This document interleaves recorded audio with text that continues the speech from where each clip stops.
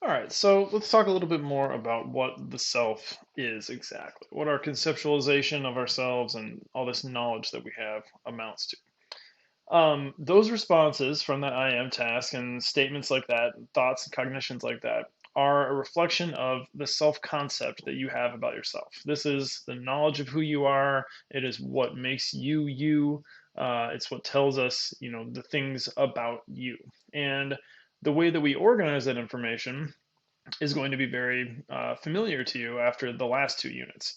Our self concept is probably best understood as a self schema, almost like one of the examples that I used a couple weeks ago. So the self is just a schema. You have these traits and roles and ideas that are connected either very strongly and closely and are probably chronically active, and other things that are maybe less centrally tied to the self and maybe require some, temporary activation to come to the forefront. But the self is not, let's say, it's not special in a particular way as far as concepts go. Your self concept is just another concept in your brain, but it's one that comes up a lot. So, a lot of the things that you believe strongly or hold true about yourself are probably things that you are schematic for or chronic for, that come to mind a lot because they, have already come to your mind a lot. You have a lot of practice bringing these things up. So Hazel Marcus, a really brilliant social psychologist, it's still active actually in an emeritus role, or emerita role, but she kind of originally came up with this idea of the self schema. She called it a network of cognitive representations about the self derived from past experiences that organizes and guides processing of self related information. So, sounds a lot like our past discussions of schemas, just with the self kind of wrapped up into that definition. So your schema, again, it might have roles, it might have traits, it might have kind of combinations of the two rolled up in there, but it's telling you something about yourself in the same way that you are aware of knowledge about anything else, basically. And again, some of the concepts are more tightly tied to the self, some are more distally related, but they are still the things that are going to, be very impactful in driving your behavior. They're also going to shift over time. For example, a lot of people that are in college right now, or of college age, between let's say 18 and 22 years old, traditionally, but there are lots of people that are in college at different ages too. But at a particular age, it's more likely that people are going to have a self schema that includes student. Well, that's not going to stick around forever, right? It's going to depend on the part of your life that you're in and the roles that you are inhabiting. So even if someone was a student and thought about themselves as a student at, let's say, 19 or 20 years old, when they're maybe 35, 40, 50, they're going to be less likely to think of themselves that way, right? They will have been out of that role, presumably for a while. They, might still, I mean, a professor is a good example because we're still involved in like the college environment, but we've shifted to a different role. And I, consider myself someone who wants to learn forever, but I wouldn't call myself like a student anymore, right? My self concept has shifted with time and as my role has changed. Some even earlier ideas about what the self is like, though. I know I just went back to the late 70s, but now we're going back to the late 1800s. To go to somebody that many people call the father of research psychology, William James. He had a conceptualization of the self that divided it into something he called the I and something he called the me. So the me for James was the information that you have, the content of your self schema, the memories you have, the habits you know about yourself, the roles you fill, the traits that you have, all that information makes up your me. The I, he thought, was separate. The I is like the active sort of knower of information, the person, inside your head, you have the feeling of thinking about yourself. That is the I. And you might think about the I can think about the me, but the me can't really think about the I. The I is the self awareness, the me is the self schema or self concept content. Um, and I don't know, I introduced this just because I think it's an interesting distinction. It's interesting to see how these conceptualizations change over time. Um, and I think a lot of us have kind of a basic phenomenological experience that this is in some way true, right? That we have this information that we can call up about ourselves, that they're separable in some way. Um, he also, though, thought about the self as some cohesive bonding between these two components. The I and the me have to come together in some way, and it's only together that they kind of come together to make up the self. Um, Social psychologists obviously are going to be most interested in how the self impacts our social environment and how we interact with it, right? So we're thinking about the content of the self that relates to other people, or the content that helps influence how we're going to interpret situations and things like that.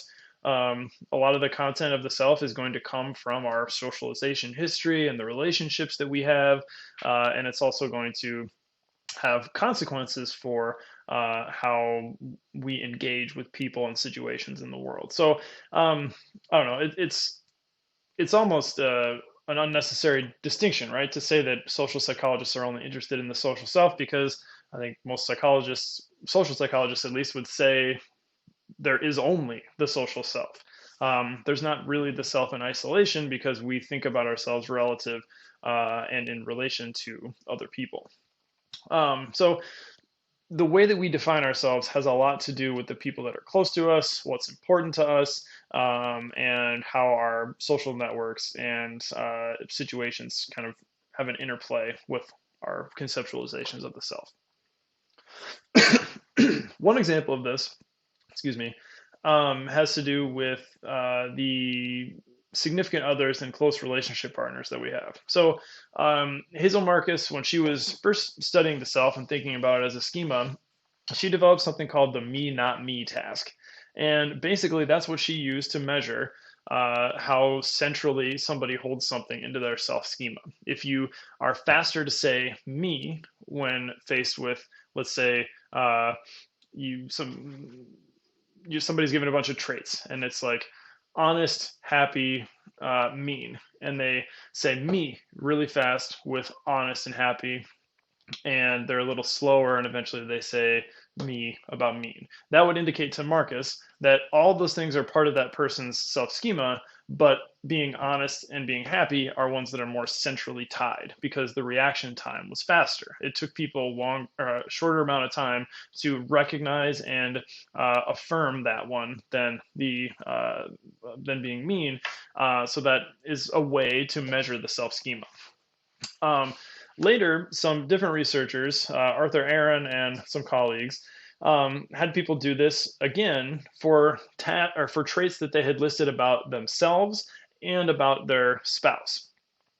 So they had these two separate lists. Some of them were overlapping. Of course, they had some traits that were the same as their spouse, but there were some that only they had or some that only their spouse had. And what they found with this was that the fastest reaction times were the ones that people shared with their spouse.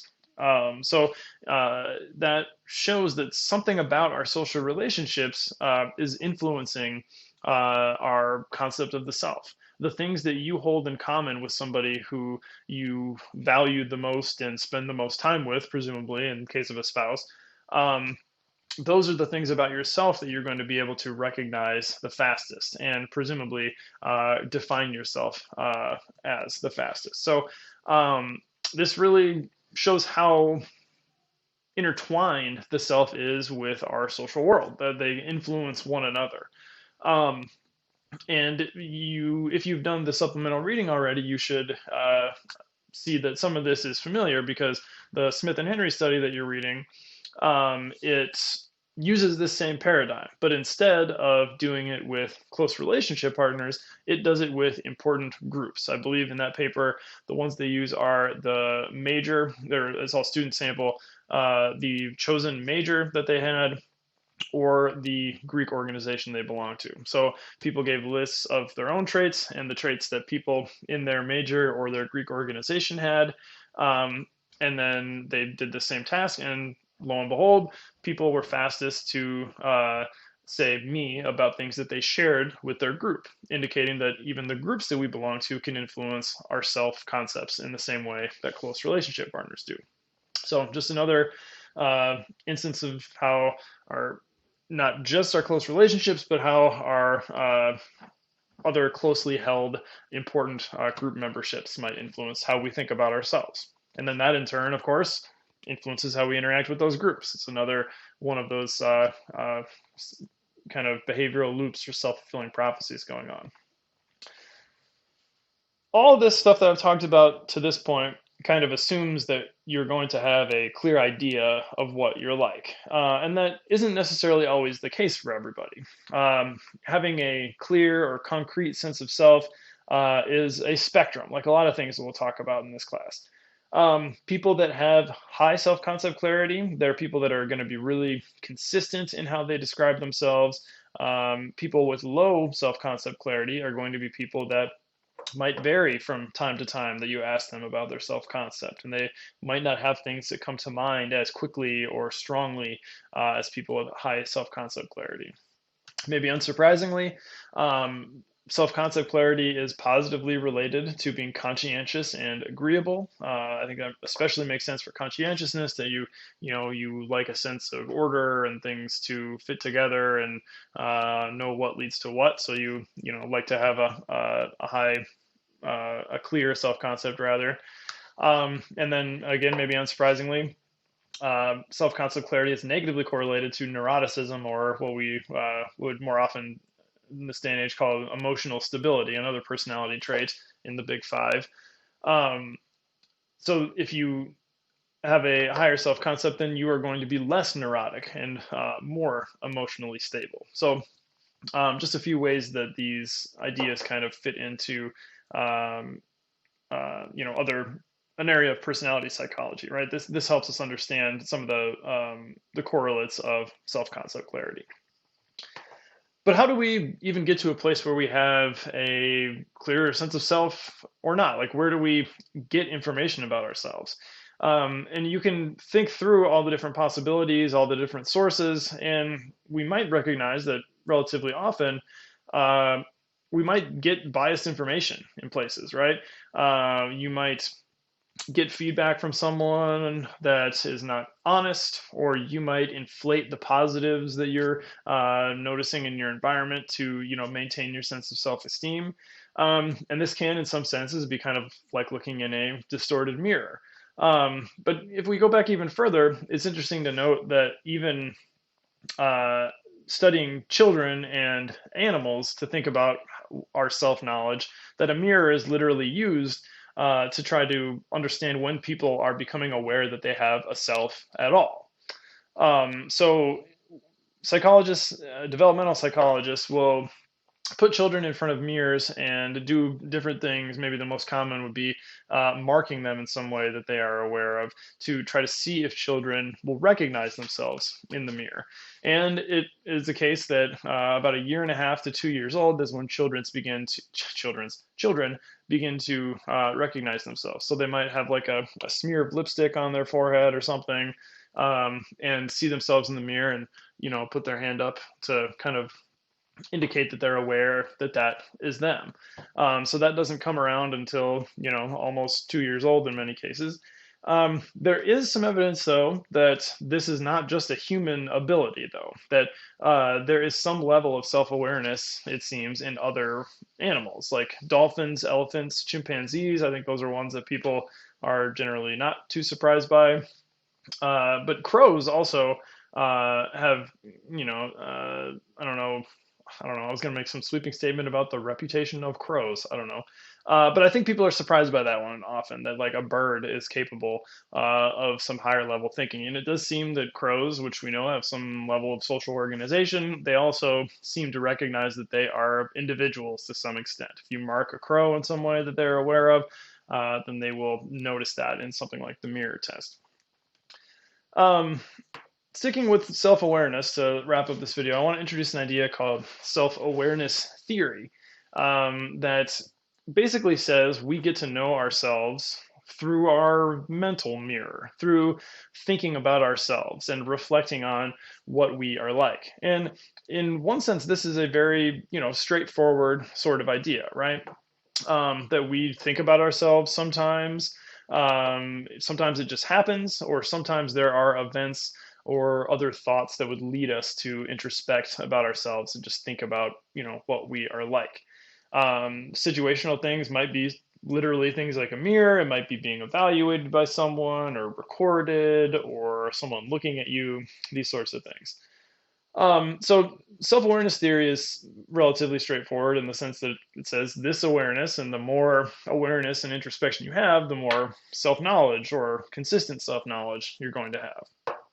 Um, if we look at ourselves and we don't see things that match our self-concept, so if you are acting in a way that violates, closely held attitudes about yourself, then that might lead to you changing your behavior after reflecting on that behavior. And this theory also emphasizes that we vary in this, just like any, like a personality trait. People vary on like extroversion or conscientiousness. People also vary on self-awareness. There are extremes with probably more people in the middling levels of self-awareness. So people with more self-awareness might be more likely to engage in that behavioral change by noticing that their behavior is not fitting with their self-concept. This is not a perfect theory, though, obviously, as parsimonious and simple as it might be. It turns out when you actually ask people about this and do like experience sampling to prompt people to, tell you if they're thinking about themselves, people just don't do it that much. We don't just sit and think about ourselves that often. If we do, it tends to be more in passing. There are not that many instances in the average person's life where they're doing some real deep dive like self-thinking. It's more stuff that we seem to kind of pick up as the day goes by. Even when we are self-aware, though, assuming that we're going to be able to think about our motives, think about our behaviors, think about our values, and really, really carefully think about how those fit together and change them in a constructive way, doesn't really hold water. Like people are very often not aware of why they're doing things. Some of the stuff we talked about with thinking fast and slow. A lot of our thinking fast is unconscious, unintentional, implicit sort of processes that we don't really have access to or awareness of. So a lot of the behaviors we're engaging in, we might not be able to actually accurately report why we engaged in them. So that kind of flies in the face of being able to critically think about this stuff per self-awareness theory. And if we look at a lot of past research by one of your textbook authors, actually, I've mentioned when I introduced him earlier that he's done a lot of work in this area, Tim Wilson, that we just don't know a lot of things about ourselves in the way that we think we do. We make assumptions, we make up rationalizations, we come up with stuff after the fact. So self-awareness theory it is an intuitive way of thinking about the self, but it might not be that empirically valid of a way to think about it. So I'll stop there with this one. I'll move on to something called self-perception theory.